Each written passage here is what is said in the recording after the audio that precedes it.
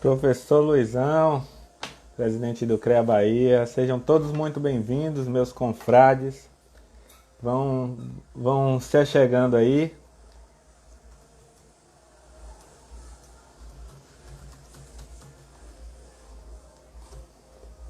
E aí, como é que vocês estão?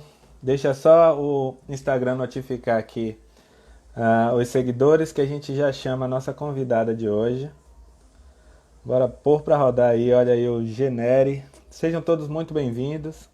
Olha aí, a Rafa já entrou na live. É só o tempinho aqui de o Instagram notificar o pessoal. E hoje a gente vai tratar de um tema que, embora não seja diretamente sobre engenharia, Paulo, sim, a gente vai falar sobre finanças. Nossa convidada hoje é doutoranda em administração, mestra em economia, além de educadora financeira, investidora. E a gente convidou ela aqui para falar sobre esse tema aí que tanto nos afeta aqui, a questão das finanças, da economia, por conta dessa crise aí que a gente nunca viveu. E aí ela vai trazer algumas orientações, responder perguntas de vocês aqui, dúvidas sobre esses temas aí, investimento, finanças.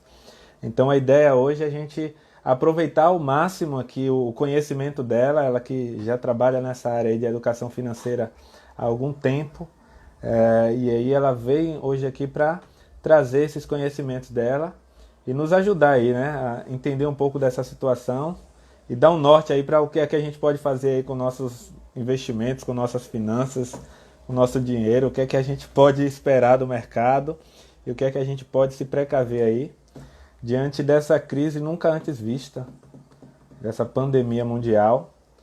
Vão chegando aí, deixa o Instagram notificar. Eu já vou convidar aqui a Rafaela Correia. Sejam todos muito bem-vindos. Vamos conversar. Já foi enviado o convite. Oi, Rafa, tudo bem? Tá me ouvindo, Rafa? Tô te ouvindo bem, sim. Você tá me ouvindo Certo, bem? tô sim. Deixa eu só saber do pessoal que está aqui na live, quem está me ouvindo.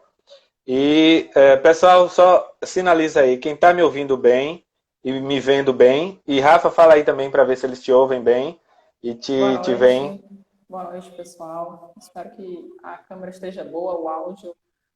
Isso, sinaliza aí, pessoal, dá um legal. Professor Luizão aqui do CREA Bahia, presidente do CREA Bahia, está aí na live com a gente. Minha esposa entrou É, ali também. A galera vai chegando aí. Olha aí o Eduardo Micael, do Engenharia 360, engenheiro também aí. Júnior Campos, sejam todos muito bem-vindos. Viu? Um prazer ter vocês aqui na live. E aí, Rafa, a palavra está com você. Eu já sei seu slogan. Gente, para quem não conhece a Rafa, ela vai se apresentar agora. E o slogan da Rafa é surra de conteúdo, não é isso, conteúdo. Rafa? É isso Surra de mesmo. conteúdo. É surra de A Rafa, conteúdo. se apresente, por favor, Rafa, aí para a nossa audiência. Então, pessoal, para quem não me conhece, meu nome é Rafaela Correia. Eu sou economista. Tô falando um pouco baixo? É? É, Vê se eu tô falando um pouquinho pronto. mais alto agora. Eu sou economista. Tenho formação na área, sou cearense, mas atualmente estou em Salvador, Bahia, quase não amo esse estado, enfim. Você está aqui, Rafa? Eu não sabia. Tô aqui, vim fazer um pit stop para cuidar do meu pai nessa Hum, época que, enfim, pessoas acima sim. de 60 anos não estão podendo sair de casa. A gente veio dar uma Manda um abraço força. pro Paulo, viu? Por favor. Pode deixar, pode deixar. E depois eu sigo para Florianópolis para terminar meu doutorado. Então, pessoal, Hum, sou economista de formação, economista de coração, amo falar sobre economia, sobre finanças e investimentos. Ontem, inclusive, fiz uma live gratuita que está disponível no nosso Instagram sobre como funciona a economia e por que você deveria investir hoje, né? Foi 1 hora e meia de live, foi bem bacana. Foi uma aula. E a gente subiu para o show. YouTube. Então, depois, quem tiver interesse, é só colocar a Vida Mais Rica no YouTube e assistir, que está lá gratuita. Então, a Judão me convidou para falar um pouco sobre finanças, quase não gosto, só que não tem como falar sobre finanças e não falar sobre economia e investimentos. Então, eu preparei aqui uma linha de raciocínio para vocês, onde a gente vai começar falando sobre finanças, depois um pouco sobre economia, e vamos acabar puxando para o mercado de investimentos, vamos falar um pouco sobre o mercado de arquitetura e engenharia, porque esse ano vai ser um ano brabo. Diga lá. É, só um detalhe, pessoal que está na live com a gente aqui, essa live vai ser uma surra de conteúdo. A gente tem um especialista aqui para poder explorar no momento tão conturbado que a gente vive, que a gente busca orientação, busca um caminho a seguir, especialmente nessa área de economia, porque a gente vê tempos sombrios. Então, para que mais pessoas sejam alcançadas, vou pedir um favorzinho para vocês. Aqui embaixo na tela da Rafa tem um aviãozinho. Vou pedir para vocês rapidamente clicarem no aviãozinho e mandarem para pelo menos 3 amigos que vão ser ajudados ouvindo sobre os conteúdos que a Rafa vai trazer. E lembrando que vocês podem mandar perguntas aqui, que em algum momento aqui da live a gente vai procurar responder também para vocês, ok? Ok? Então, Rafa, pode seguir e aproveitem bastante, viu, gente? Não esquece. Tá, então, quando a gente pensou em fazer essa live, o Judão chegou e disse assim, Rafa, vamos falar sobre finanças, né? Porque o brasileiro não fez o dever de casa. Poucos foram os brasileiros que organizaram as finanças, fizeram uma reserva de emergência e hoje estão conseguindo passar muito bem por esse período difícil. Que não é um período difícil só em termos econômicos, mas em termos sociais, em termos de saúde pública. Como você bem colocou, a gente nunca vivenciou, dentro da economia, da história econômica, um momento de problema de saúde com a economia impactando fortemente no mercado financeiro. Então, eu separei aqui 6 passos básicos para quem hoje tem negócio, para quem hoje está organizando as finanças, para tentar, eu não vou dizer superar essa crise, porque essa crise ela vai, de alguma forma, atingir a todos nós, mas tentar respirar, né? Tirar a velha boa corda do pescoço. O primeiro Peraí que eu vou pegar, eu tô com lápis aqui, eu vou anotar também, que eu costumo fazer um resuminho da live e disponibilizar lá no meu grupo do Telegram, que eu tenho um grupo lá do pessoal de engenharia e arquitetura, e é o conselho que eu dou também para quem está nos assistindo aí, faz o deverzinho de casa, quando é conteúdo, caneta e papel, viu? Eu tô aqui skin in the game, eu tô falando para vocês, eu tô fazendo também aqui, viu? A gente tem Pode começar. A gente tem um canal no Telegram também, tá lá no link da bio do meu Insta, né? Rafaela Underline Vida Mais Rica, tem canal no YouTube, tem material gratuito dentro do site. Mas vamos lá. Primeira coisa, balanço patrimonial. Como assim? Assim como uma pessoa jurídica, uma pessoa física tem que elaborar seu balanço patrimonial. Quais são seus ativos, quais são seus passivos, quais são seus bens e direitos, quais são suas obrigações. Por quê? Porque em momentos de crise, a gente tem que saber se a gente tem liquidez, se a gente tem dinheiro para enfrentar um problema de tal magnitude. Esse problema, essa crise econômica, ela já estava prevista, não com o coronavírus, não na magnitude que está vindo, não com o rastro de destruição, mas os preços do mercado financeiro estavam todos esticados, a gente estava tendo uma entrada massiva de investidores que não sabiam o que estavam fazendo. Então, nós, analistas do mercado, já sentíamos que a gente ia ter uma crise, mas a gente ia ter uma crise no mercado financeiro, não na economia. Então, se você está hoje na sua casa, de quarentena, primeira coisa, balanço patrimonial, lista de um lado todos os teus ativos, do outro lado todos os teus passivos. Rafa, o que são ativos? Você tem casa quitada, você tem carro quitado, você tem terreno, você tem investimento. O que você tem hoje, você pode dizer que é seu, que está quitado, que é seu nome, não está ainda com uma despesa. E do lado do passivo, carro financiado, apartamento financiado, cartão de crédito, cheque especial, tudo que você está utilizando, que você tem uma recorrência de despesa ali. Por que a gente quer fazer isso? Para saber o quão líquido você está, ou seja, quanto do que você tem, de fato, você pode utilizar no momento de crise, beleza? Esse é o primeiro passo. Segundo passo, se você nunca fez orçamento na sua vida, esse é o momento. Orçamento pessoal. No site, no vidamaisrica.com.br, a gente tem uma planilha de orçamento gratuita. Se você chegar lá e baixar, é sua. O que você vai fazer com isso? Um orçamento é uma fotografia das suas finanças. Você precisa fazer. Rafa, é chato. Cara, chato é passar essa crise sem dinheiro, dependendo de R$ 600 do governo. Isso é chato. Orçamento todo mundo deveria fazer. E até brinquei esses dias nas minhas redes sociais. Eu disse que foi quem ensinou mais sobre finanças. Natália Arcuri, Thiago Nigro, Gustavo Cerbasi, o coronavírus. Ele chegou para dizer para o brasileiro o seguinte: olha, ou você começa a viver com receita maior do que despesa, ou você vai viver de assistência do governo ou de caridade. Ninguém quer viver disso. Verdade. É muito incerto e as suas despesas, elas são certas. Sua conta de aluguel, seu condomínio, sua energia, sua água, tudo vai vir. E você não vai ter como honrar esses compromissos. Só para você ter uma noção, abrir aqui um parênteses, o BTG encomendou uma pesquisa e divulgou o seguinte, que dos entrevistados, o BTG Pactual é um banco, 11%, na época da pesquisa, que foi em março, já haviam perdido emprego. 69% estavam cortando gastos e 56% iam começar a atrasar suas contas, ou seja, iam se endividar. Veja, hoje nós temos 1% da população investindo. Somos dos 2.200.000 CPFs cadastrados na Bolsa. E somos mais de 60 milhões de endividados, ou seja, nós temos praticamente 35% da população endividada e 1% da população investindo. Para você entender como a falta de educação financeira no país, ela é muito gritante.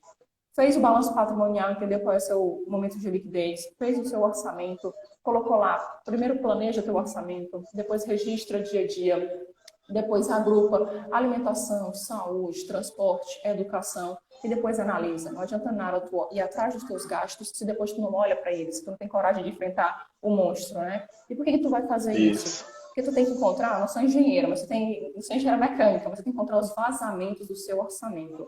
Ou seja, onde é que está saindo o dinheiro que não deveria sair? Porque de onde se retira e não se repõe, um dia se acaba. Primeiro passo, balanço. Isso aí, essa segunda dica é dever de casa, obrigação para quem é engenheiro e arquiteto, orçamento é da nossa área, então é dever de casa isso aqui, viu, gente? Pois é, só tem um problema, né? Às vezes é casa de ferreiro espeto de pau, né? Aí já viu, mas bora lá. O grande problema. Balanço patrimonial, orçamento. Terceiro, gestão de dívida. O problema do brasileiro é que ele vive acima do padrão de renda dele. Então, se você hoje tem um financiamento, se hoje você tem um financiamento de... O pessoal está falando que ainda está baixo o áudio, Rafa. Está muito baixo ainda, veja se está melhor. Vou começar a gritar aqui.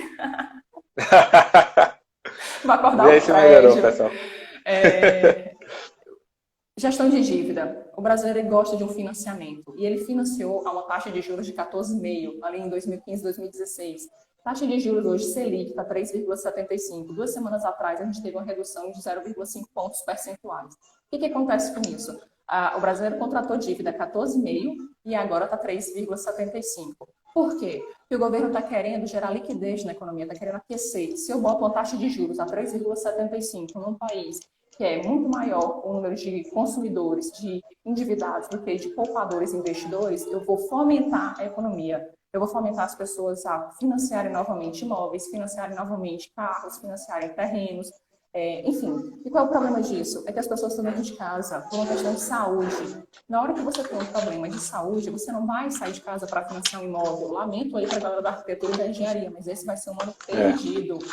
A gente estava começando a ter uma recuperação no setor imobiliário nesse país no ano passado. Isso a gente vê dentro das ações de grandes empresas construtoras, principalmente construtoras de alto padrão, que estavam começando a subir e subir de forma exponencial, porque a ação de empresa a 3,65, a empresa estava chegando a 10, 11 reais, a empresa voltou a 3,33 agora. Então, só para você ter uma noção. Não, mas assim, não é só engenharia, não é só arquitetura. A economia como um todo vai sofrer grandes impactos. Se você pensar no setor de lazer, agências de viagens, a CVC fechou aqui, a agência de Porto Seguro. Se você pensar nas companhias aéreas, o pessoal da Latam está operando com 10% de voos, 10%, e o custo continua o mesmo, né? Então, assim, do mesmo jeito que a empresa faz gestão de dívida, você tem que fazer gestão de dívida. Se você financiou imóvel, financiou carro, parcelou no cartão de crédito para perder de vista, tem que olhar qual foi a dívida que você fez, o tamanho da dívida, os juros que você contratou, o custo efetivo total, que é maior do que os juros, quais foram as condições de pagamento, se existe possibilidade de renegociar. Por quê? Porque você vai ter que honrar os seus pagamentos. Não tem como ser diferente. Aí você decide, vou honrar pelos juros mais caros, vou honrar pela dívida mais barata, porque eu tenho aquele fetiche de ficar riscando a listinha de que eu consegui pagar minhas contas. Enfim, esse é o terceiro passo. Quarto passo, você tem que se organizar para montar uma reserva de emergência. Bato muito nessa tecla na vida mais rica. Reserva de emergência. E eu sempre bati nessa tecla dizendo o seguinte, galera, reserva de emergência é coisa que a gente faz para pelo menos 6 meses. De 6 meses a 2 anos, a depender da sua atividade. Se você é um cara autônomo, se você é um cara onde a sua receita é sazonal, você tem que buscar uma reserva de emergência maior. Ah, não, reserva de emergência de 3 meses. Para que reserva de emergência? Deixa eu começar a investir. Tá bom. Tá aí coronavírus, seu escritório está fechado, seus clientes sumiram, porque não é uma prioridade que você faz. E aí? Não montou reserva de emergência? Está tendo que correr atrás do prejuízo. Então, minimamente, montar reserva de emergência. Como é que eu faço isso? Preciso ter feito orçamento. Preciso que a minha receita e a minha despesa sejam muito bem alinhadas. Qual é o seu custo fixo hoje? Quanto custa, por exemplo, quanto custa o Gilberto hoje para viver? Quanto custa a alimentação dele? Quanto custa a moradia dele? Quanto custa o transporte dele? Quanto custa a saúde dele? Isso tudo é fixo. Tudo isso é fixo. Pegou todos esses valores, multiplica pelo menos por 6. 6 meses. Você precisa minimamente de uma reserva de 6 meses de emergência. E a sua empresa também.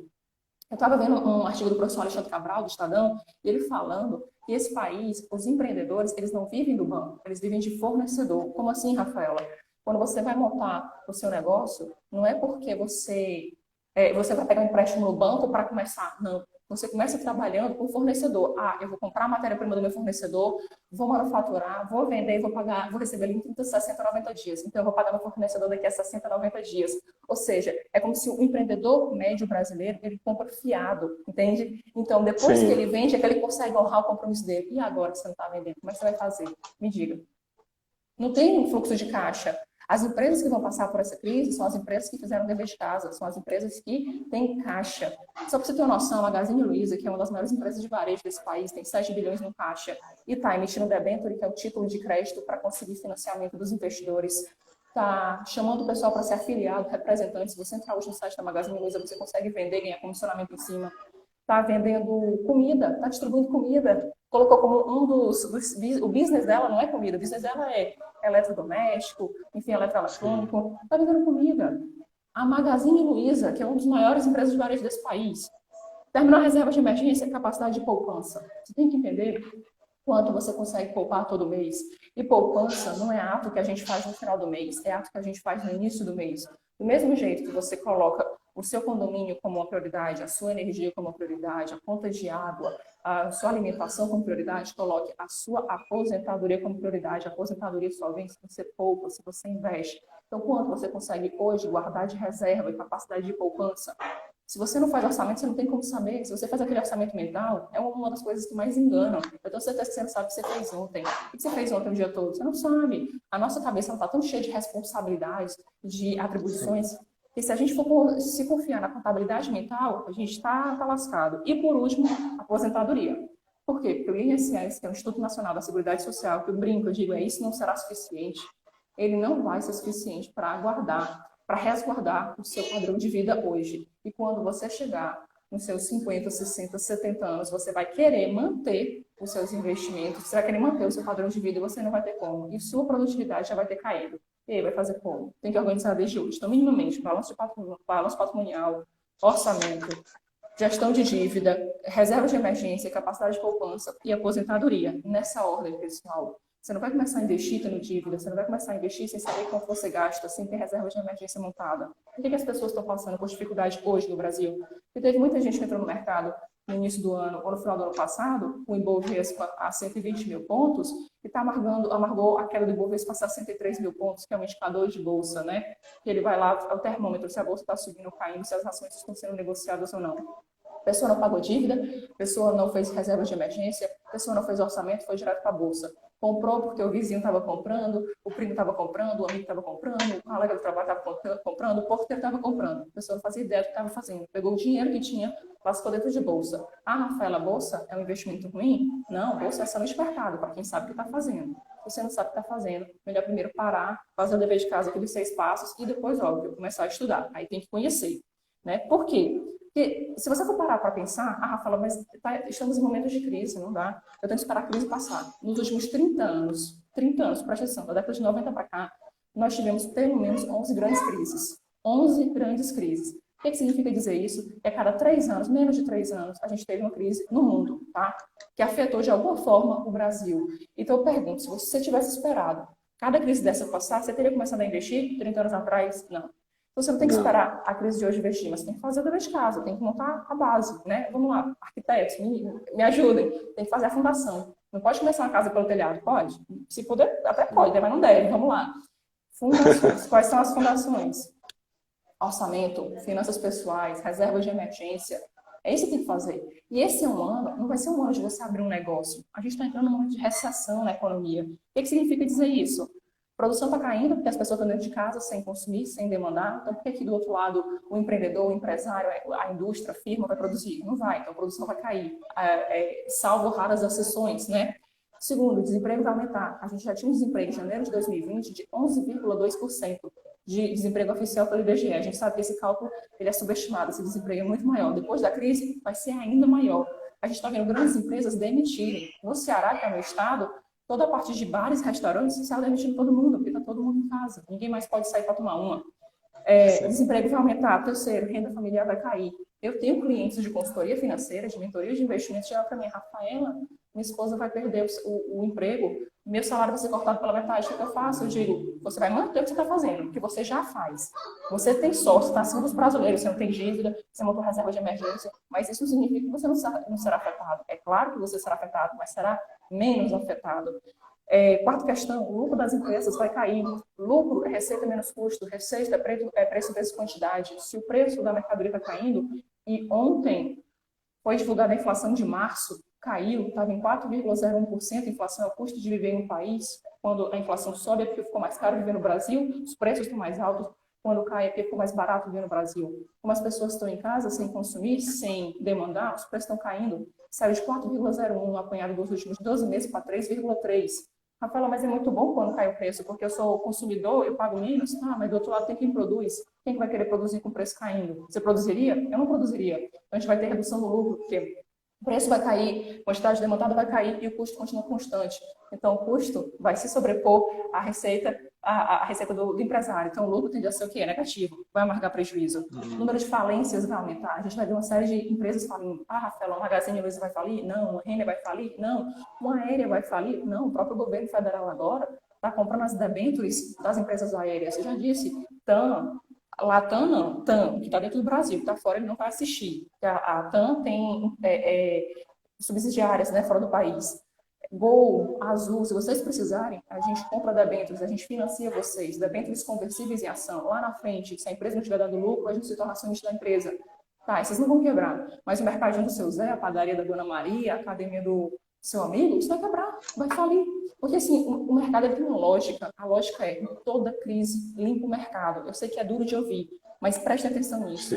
Ela tira os ineficientes. Rafael, o que significa dizer ineficiente? O cara que não fez o dever de casa.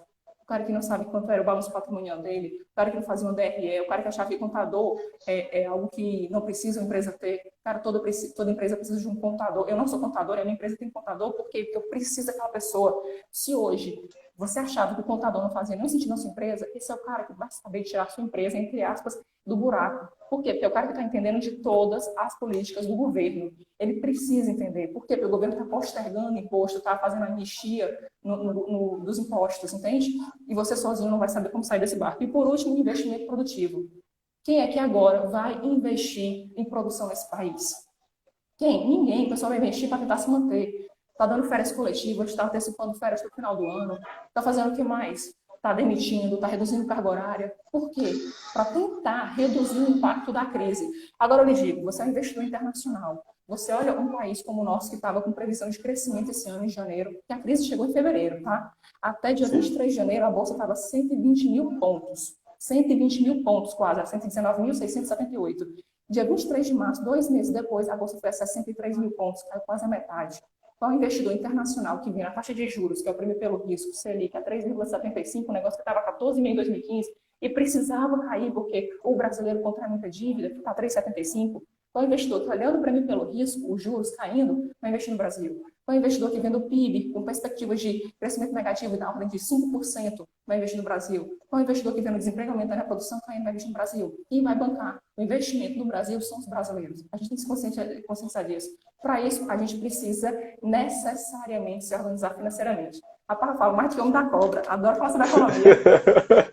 Não, porque reclamar que vocês falaram comigo aqui, que eu falo um bocado aqui nas lives anteriores. Mas esse é o slogan, gente, da Rafa. Eu já conheço a Rafa há algum tempo, já conversei com ela em outras ocasiões. O slogan dela é aqui que a Paula postou aqui, ó, surra de conhecimento, ou de conteúdo, Surra de hashtag conteúdo. surra de conteúdo. Com ela é assim. Se vocês tiverem dúvidas, por favor, postem aqui, porque é o seguinte, não dá, tá igual a mim. Teve um colega meu que entrou na minha live outro dia e disse assim, Gil, respira, Gil. E deixa eu lhe dizer, Gil, eu sou professora de economia. Eu dei aula durante 4 anos na Universidade do Estado de Santa Catarina. Os meus alunos diziam que saíam tontos. E quando tinha crise econômica, eles saíam com vontade de chorar. Que eu mostrava. Não, é mais ou menos a sensação que eu tô aqui. Depois só dessa introdução, eu anotei tudinho aqui, eu tô assim com a cabeça girando. Meu Deus do céu, se eu achava que o negócio já estava complicado, agora o que é que eu faço? Mas você sabe o que é? Sabe o que é? Eu digo, a mão que bate só bate. É porque a gente é muito alienado com relação à economia do país. O brasileiro, da hora que ele acorda, a hora que ele vai dormir, ele consome, ele tem despesa, ele trabalha com dinheiro e ele não para entender o que é o IPCA, o que é a inflação do país, o que é a Selic, como é que ela impacta na sua vida, o que é uma taxa de câmbio. O câmbio está R$ 5,07, fechou hoje, sexta, fechou quarta-feira, assim. Só para você ter uma noção, o câmbio na virada do mês, do ano, era R$ 4,03. Eu digo isso porque eu fiz compras de ações fora do país, eu invisto fora do país, estava R$ 4,03 na véspera da virada. No auge da crise chegou a 5,37, uma alta de mais de 35%. Só em março, a moeda real se desvalorizou em 26%. Você tem noção do que é isso para quem faz importação nesse país? A gente tem trigo é um commodity, que é cotado em dólar. Sabe o carioquinha, o pãozinho que a gente chama, o pão carioquinha, o pão de trigo? Sim. Pronto. Se esse negócio começar a subir, não tem uma razão outra não. É porque saiu de 4,3 para 5,37, depois voltou para 5,7. E o governo direto jogando dólar na economia para ver se o dólar cai e não faz nem cócegas. Ou seja, a gente precisa entender de economia. Mas eu acho que tem pergunta aí. Deixa eu ver que pergunta. Tem aqui, ó. Você vê aí? Veja aí. Aqui o Naldo disse aqui, Rafa, você já enxerga uma luz no final do túnel. Qual a sua expectativa? Qualquer previsão agora, eu vou dizer, é mero chute. É mero chute, certeza. A gente não sabe se essa crise já chegou até o fundo. Por quê? Porque a gente pode ter uma reviravolta no Brasil com relação ao vírus, porque a gente tem um problema seríssimo hoje de câmbio no nosso país. Quem trabalha com importação deve estar quase fechando as portas se não tiver auxílio do governo, tá? A gente está tendo um problema de desemprego muito alto, a gente está tendo a quarentena renovada, eu não estou aqui falando se é bom ou se é ruim, eu estou falando em termos econômicos, porque eu entendo de economia, eu não entendo de saúde, então a gente ainda vai passar um bom tempo em casa. Então, eu diria que essa crise, esse ano, perdoe aí talvez o meu pessimismo, mas esse ano está perdido, vou ser bem sincera. Em termos econômicos, a gente vai começar a pensar em respirar em janeiro do ano que vem. Mas essa crise ela pode levar 4 anos para acabar. Eu disse para minha irmã, que é minha sócia, olha, te prepare que até 2024 a gente vai ficar pisando em ovos. Por uma simples razão. Porque não foi uma crise que assolou só o Brasil, é uma crise mundial, é uma pandemia. Só para você ter noção, já foi injetado na economia mundial mais de 5 trilhões de dólares. Fazendo uma paridade de 5 para 1, a gente está falando de 25 trilhões de reais. O PIB brasileiro é o quê? Uns 7, 7,5. A gente está falando de 3, 4 vezes quase o PIB brasileiro em um mês. É muito dinheiro sendo jogado na economia. Isso lá na frente vai ter um problema de inflação, certeza. A gente está cobrindo um santo para descobrir outro. Tem mais alguma pergunta aí? Eu acho que tem.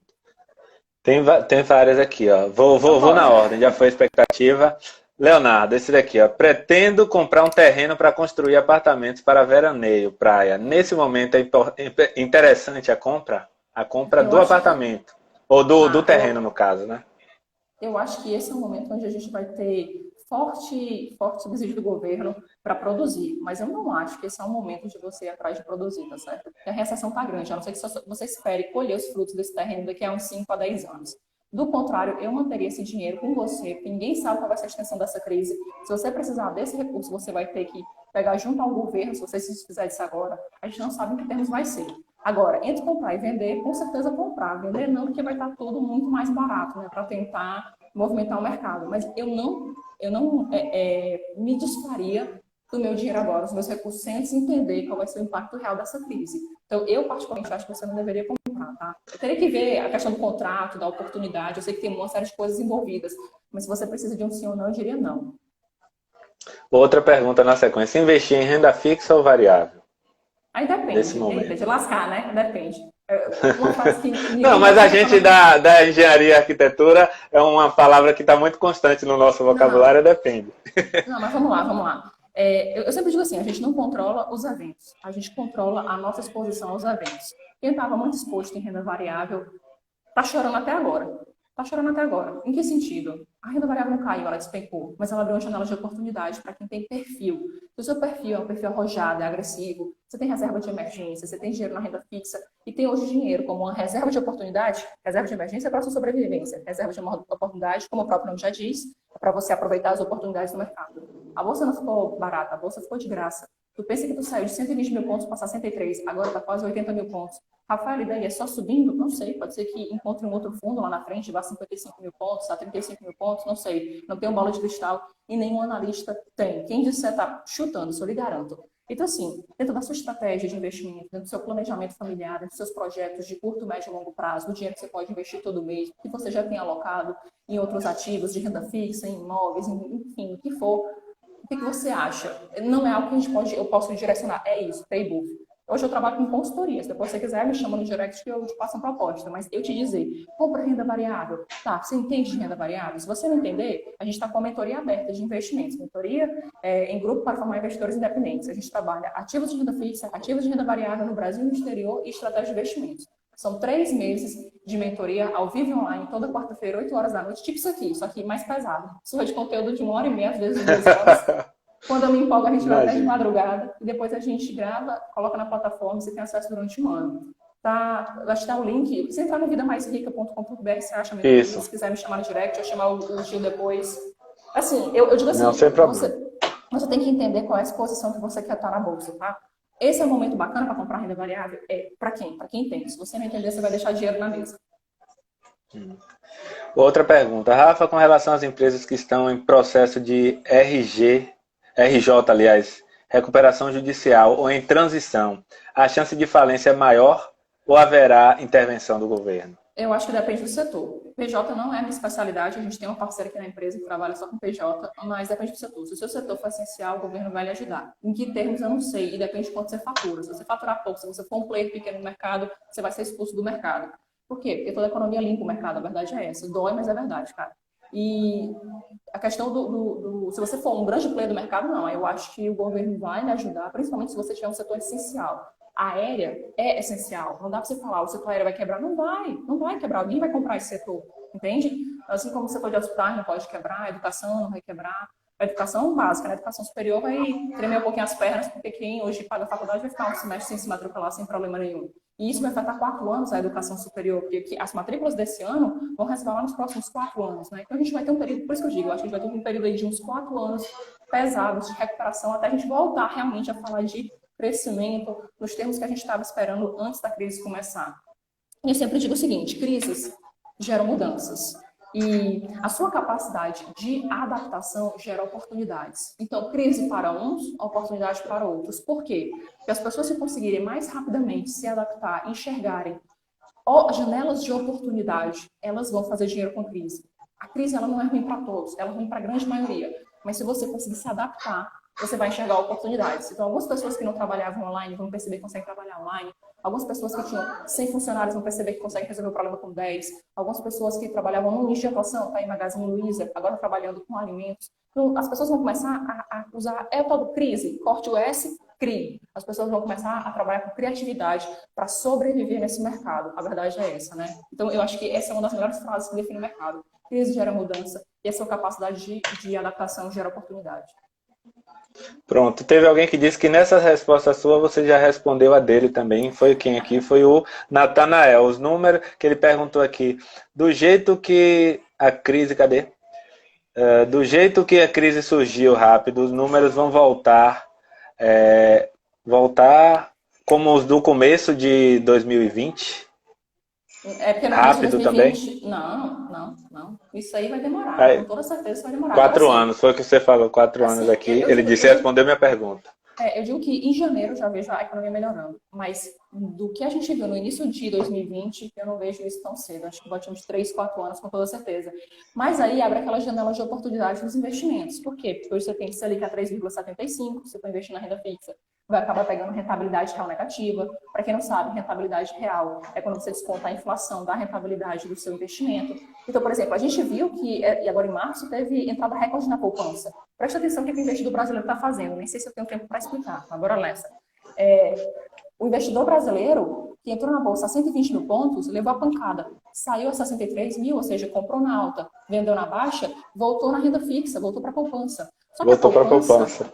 A rentabilidade da poupança, todo mundo está careca de saber. Quando a Selic estiver igual ou menor que 8,5, e hoje ela está 3,75, a rentabilidade, a fórmula é 70% da Selic, ora 70% de 3,75.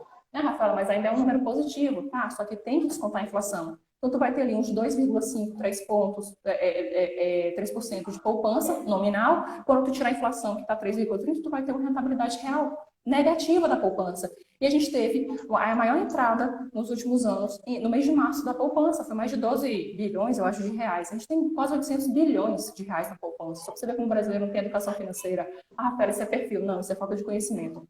E quando você trabalha com a renda fixa, é algo parecido. Por quê? Porque os títulos públicos, por exemplo, eles são atrelados à Selic, que está 3,75, ou atrelados à inflação, que está 3,30. Então, voltando até a pergunta de renda fixa ou renda variável, se você só investir em renda variável, a renda variável hoje, ela promete, no futuro, não é para agora, é para o futuro. Que futuro? Tome 5 anos a 10. Te dá um retorno bem melhor do que a renda fixa. Aí vai muito do seu perfil de investidor. Mas se você considerar hoje a questão da Selic, a 3,75, a questão da própria bolsa, a gente teve empresas, grandes empresas, boas empresas, com desconto de 80%. Tu sabe o que é uma empresa sair de um patamar de R$60 a ação para R$9, R$12, sem o fundamento, a base da empresa, a base da casa ter sido modificada? Foi só porque a gente está passando por um momento de crise? Ou seja, quando a crise passar, porque ela vai passar, como eu disse, em 30 anos nós vivenciamos pelo menos 11 grandes crises. Na hora que isso passar, a empresa vai voltar a ter o seu preço levado ao preço de mercado, um preço justo. Talvez não volte a ter R$60, mas volte lá para 40, 50, você comprou a 10, você comprou a 9, é óbvio que você vai ter ganho de capital. Fora os outros ganhos de dividendos, juros sobre capital próprio, aluguel de ações, se comprar fora do país, tem um ganho cambial. Só para você ter noção, quando eu comecei quando eu fiz meu último investimento em dezembro do ano passado, as ações de algumas empresas que eu comprei fora do país caíram, porque a queda das bolsas foi mundial. A nossa foi mais forte, mas as bolsas nos Estados Unidos caíram. Eu tive perda no preço da ação que eu comprei, mas o câmbio saiu de 4,3 para 5,37. Então, se eu fosse resgatar meu dinheiro, eu teria ainda assim mantido o dinheiro que eu investi, porque eu tive ganho cambial. E quando a crise passar, as ações dessas empresas vão se valorizar. E o câmbio não vai voltar para R$4. Tem algumas casas de análise dizendo que ele volta para 4,15. Eu acho mais fácil o câmbio ir a 6 do que voltar para 4. Tá? Eu acho mais fácil, porque o Banco Central está jogando dólar direto na economia, fazendo o que a gente chama de swap de câmbio, dólar em linha, e não está conseguindo. A gente está falando de dólar na ordem de 14 bilhões, e não está fazendo cócegas em dólar, entende? E a gente ainda teve uma crise aí no petróleo, na análise do petróleo, entre a Rússia e os países árabes, que fizeram o petróleo, que até o final do ano passado, $70 o barril do petróleo, chegar a $20. E o nosso Bovespa é majoritariamente dominado por empresas de commodities. As 10 maiores empresas que formam o índice detêm 50% do índice. A Petrobras tem 2 tipos de ações lá dentro, o Petro 3 e o Petro 4. Na hora que o petróleo cai, o Bovespa cai junto. Então, isso tudo precisa ser considerado. A bolsa está descontada, então é momento de entrar. Se você sabe o que está fazendo, souber o que está fazendo, é ótimo para entrar. Tem a questão dos dividendos. O Banco Central começou a intervir, perguntando: banco, de onde é que vocês estão tirando dinheiro para pagar dividendo? Ora, banco embolsa muito dinheiro. Só para você ter uma noção, a gente tem um negócio chamado compulsório, depósito compulsório. A cada R$100 que eu deposito no Itaú, por exemplo, o Itaú pode manter 75 para empréstimos e 25 ele bota numa conta de reserva junto ao Banco Central. Sabe o que o Central fez? Olha, em vez de ser 25, tu mantém 17 junto a gente e tu empresta R$83 para aumentar a liquidez do sistema. Aí o que o banco fez? Embolsou, aumentou os juros e reduziu o prazo, porque o banco não é besta e faturou cada vez mais. Em toda crise tem quem ganha. Você vai dizer: ai, que triste, Rafael, odeio a lógica bancária. Mas tu vai pegar empréstimo lá, tu financia teu apartamento lá, tu financia teu carro lá. Em vez de tu achar ruim a lógica bancária, compra ações de banco, entende? Vai lá, analisa quais são os bancos bons, vê quais são os que estão pagando os melhores dividendos, vê quais são os que têm os melhores fundamentos, mas você precisa entender para investir. E lembrando, uma coisa é você comprar a bolsa a 120 mil pontos e ela cai a 60. Olha o tamanho do prejuízo que você teve. Outra coisa é você comprar a bolsa a 80, a 70, a 60 e ela cai um pouco mais. A simetria é muito grande. Então, sim, é o momento de entrar em bolsa. Mais uma vez, se você souber o que você está fazendo. E sem falar no estímulo do mercado, né? As políticas governamentais do Brasil e do mundo colocando dinheiro até dizer chega. Essa liquidez, ela tende a segurar as empresas. Eu não acredito que as grandes empresas vão falir. Para você hoje estar listado na Bolsa de Valores, você precisa necessariamente ser uma grande empresa, né? Não tem como ser diferente. E lembrando que tudo são ciclos. A gente começa aqui, ó, euforia, expansão, auge, depois recessão, depressão e depois euforia. Então você não tem que comprar aqui no auge, você tem que comprar aqui embaixo ou na queda. É isso que o brasileiro tem que se conscientizar. Ele tem que fazer isso. E alguns brasileiros estão se conscientizando. A gente tinha 1.900.000 investidores em dezembro. Hoje a gente tem 2.200.000, 300 mil pessoas entraram na Bolsa nos últimos 3 meses. Eu não sei se foi na época dos 120 mil ou depois dos 63 mil. Mas para quem quer entrar, o momento é oportuno. Desde que você saiba o que você está fazendo. Saiba o que está fazendo. vai perder dinheiro, vai Vou deixar na tomar mesa. pau. É isso. Deixa eu ver aqui, tem mais algumas perguntas aqui. Rangel Lage passando aqui também, engenheiro aí, amigo nosso. Acredita em qual mês iremos retomar as atividades, mesmo de forma reduzida? Mas espera aí, antes dessa, teve um aqui sobre a questão da retomada aí das empresas da construção civil. Qual é a sua perspectiva para a construção civil? Tirando pelas ações, porque eu analiso muito o mercado financeiro, eu analiso mais o mercado financeiro do que os setores, né, setorial, é, eu acho que vai demorar, tá? Eu acho que vai demorar. Pensa assim, você está na sua casa em quarentena, você sai hoje para financiar um imóvel, você sai hoje para ir para um shopping, você vai ver o shopping abrindo, você sai hoje para ir para um hotel, você vai ver o hotel abrindo. Esse setor de construção civil vai amargar. Vai amargar. Estava saindo agora, porque assim, Como sempre. é porque é o seguinte, o setor de construção civil, ele é cíclico, tá? E o setor imobiliário, ele é Sim, cíclico. Ele não é perene, como energia, como, vamos lá, banco, não é perene, é setor cíclico. Os setores cíclicos da economia são, as empresas cíclicas são as que mais sentem o impacto. Por outro lado, na retomada, são as que conseguem alavancar a carteira de investimentos de qualquer pessoa. Por quê? Porque quando a gente começa no setor cíclico, são setores supérfluos. Você pode passar o resto da vida morando de aluguel, concorda? Você não precisa necessariamente comprar um isso. apartamento. Então, uma pessoa não vai agora se endividar para fazer isso, entende? É Dentro muito da natural. análise de negociação, a gente costuma dizer que os serviços de engenharia e arquitetura são de consumo restrito, né? Que a pessoa, por exemplo, numa casa, compra uma vez na vida, às vezes compra a casa para a família toda, uma vez na vida, e vai morar naquela casa a vida inteira. E É. até morrer, ou até as crianças crescerem, elas não se mudam. Então, é um serviço, um setor de consumo restrito, E a gente está nesse assistindo um sentido. fenômeno de que a posse já não é algo mais tão interessante. Essa juventude está vindo com a tal da experiência, eu quero experimentar, não quero mais Sim, ficar raiz num lugar só. Na hora que você compra um imóvel, você está ficando raízes. Eu não vou muito diferente, eu não vou muito longe, eu brinco, eu não tenho carro, não tenho casa, né? Não tenho carro, não tenho casa, se ficar comigo é que eu gosto. Todo o meu dinheiro está investido. Não é que eu não gosto do setor imobiliário, é porque realmente a gente está passando por uma mudança de geração. Antes a gente via aquelas famílias com 7, 8 filhos, comprando casas e apartamentos com vários sim. quartos. Hoje em dia, um casal, quando tem um casal de bichos, um gato, um cachorro, nem filho, hoje o povo está querendo ter mais. Então, são cada vez Mãe, apartamentos pai de menores. pet, hoje em dia. Pois é. Mãe, pai de Então, pet. então, você vê os apartamentos ficando cada vez menores, as pessoas sem querer comprar, querendo só alugar, até porque a gente tinha uma taxa de juros muito alta para financiar. Agora a gente tem uma taxa de juros baixa. Agora talvez fosse o momento de começar a financiar imóvel. Só que aí vem a crise. Quem é que vai querer perder liquidez e imobilizar o dinheiro que tem? Porque o problema do imóvel é o seguinte, você comprou um imóvel, Rafael, ele vai valorizar. Tá, no dia que tu for vender, o mercado tem que estar bom. E o mercado imobiliário está ruim desde 2016. A gente estava começando a ver uma melhoria no final do ano passado, início desse ano. Acabou de perder a melhoria. E a gente percebe isso porque as ações das empresas de construção civil estavam todas subindo na bolsa. Então você percebe que existe um otimismo para aquele setor. Ora, na hora que eu for tentar me desfazer do meu imóvel, eu preciso encontrar a condição perfeita, uma pessoa que queira, no mesmo momento, comprar o meu imóvel que está naquele bairro, naquela cidade, pelo preço que eu estou pedindo, nas condições de pagamento que eu estou pedindo. Rapaz, isso é muito difícil. Hoje em dia, isso é muito difícil. Então, eu acredito que o setor de construção civil, se não houver uma política do governo, subsídio do governo, Isso. ele vai Se eu amorrar não por me um bom tempo. engano, foi até uma pergunta aqui do Rafa, do Rafa, que não, a Rafa? Não, do R. Galvão. E assim, eu li recentemente que a Caixa Econômica ia disponibilizar 43 bilhões para investimento no setor de imobiliário, né? E aí, o que é que você acredita em relação a isso? Tudo bem que quando a gente pensa em comprar o imóvel de uma outra pessoa, a gente tem toda essa complicação. Mas em relação a essas políticas do governo, né, dos bancos do governo para injeção de investimento para o setor imobiliário, diante do déficit habitacional que a gente tem e que sempre foi foco dos últimos governos, né?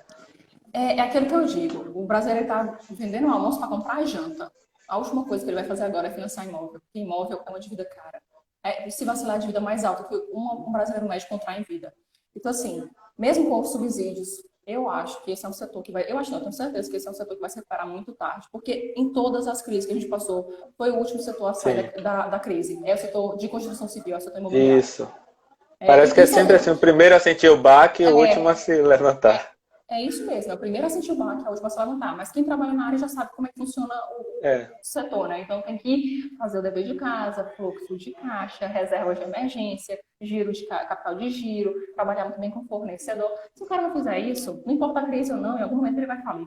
A verdade é essa. A crise ela só vem, como eu disse, para expurgar o pessoal do mercado. Quem não tem eficiência, porra, Paula, você está falando que eu não tenho eficiência? Talvez você entenda que você precisa ter contratado um administrador, um contador para sua empresa, que só viver de fazer planta de arquitetura e fundação não é o suficiente para uma empresa que quer crescer. A gente tem que começar a entender não porque a crise veio, mas para quê? Para que essa crise veio? Essa crise veio para a gente repensar nossa atuação profissional, o nosso conhecimento, a nossa empresa, a maneira como a gente gerencia o nosso dinheiro, as nossas finanças, o nosso investimento.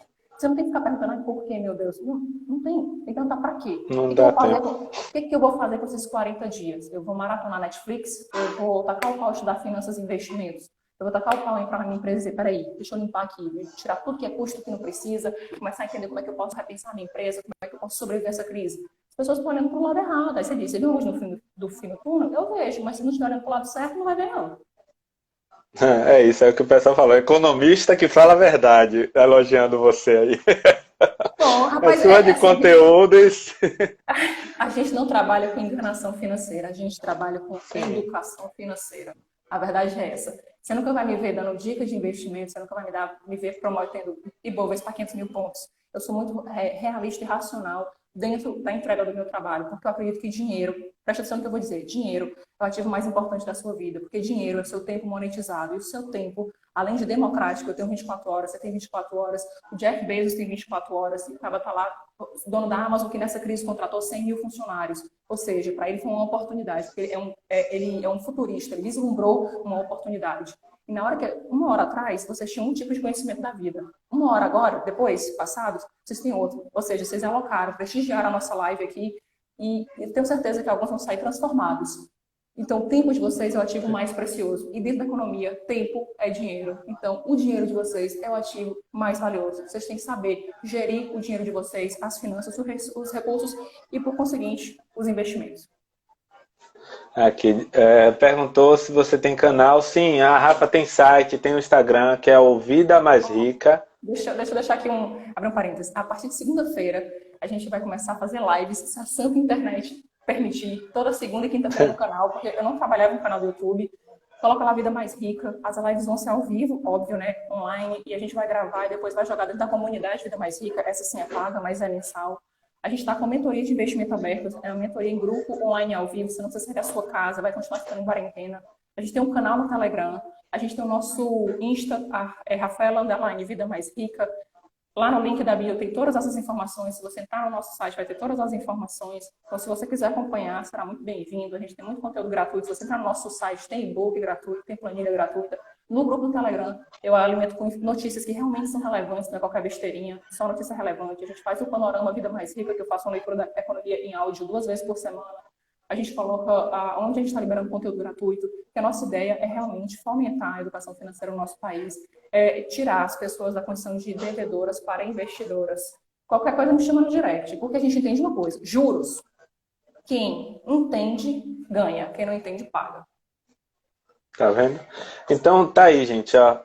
Para quem tá perguntando, adiciona aí, ó, segue lá a Rafaela, o nome dela tá aqui dentro da live. Não vai agora para você não sair da live aqui, que ainda tem mais um tempinho aqui ainda, mas você segue ela no Instagram. Tem o site vidamaisrica.com.br, correto? Tem o que procura Vida Mais Rica também no YouTube, como ela falou. Sobre lives aqui, eu posso convidar a Rafaela para outras lives aqui, tenha certeza que vai ter mais conteúdo além disso aqui, porque o lema da Rafa é surra de conteúdo. Eu posso convidar, amei também a primeira live que a gente faz junto aqui. Eu fiquei, a princípio, com a maioria aqui aterrorizado, mas agora já começo também a colocar as ideias no lugar. E lá no canal dela, como ela disse, nas segundas e quintas-feiras, correto? Vai ter live também, gratuita. E a live de ontem, que foi uma live sobre o panorama econômico, foi uma live de 1h30, foi gratuita, a gente deixou gravado, tá lá no nosso YouTube, pode dar uma olhada. E lembrando também que no nosso Telegram, a gente chama as pessoas, a gente faz enquetes para saber sobre o que eles querem ouvir. Então, por exemplo, se vocês querem que a gente faça uma live aqui no Momento Engenharia sobre investimentos, depois responde as enquetes que o Gil bota nos stories dele. Isso faz muita diferença porque a gente entende qual é a demanda de vocês e monta um conteúdo isso. Bacana.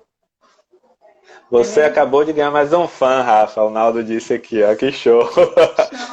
Então, pessoal, só lembrando, quem é da área de engenharia e arquitetura, depois da live aqui, dá uma olhadinha no link aí do meu perfil. tem o link do nosso grupo do Telegram, que é de Engenharia e Arquitetura, onde eu vou postar aqui também o resumo da live, vou subir também, vou baixar essa live aqui, subir para o meu canal do YouTube, vai ficar salvo lá para quem não pôde assistir do início.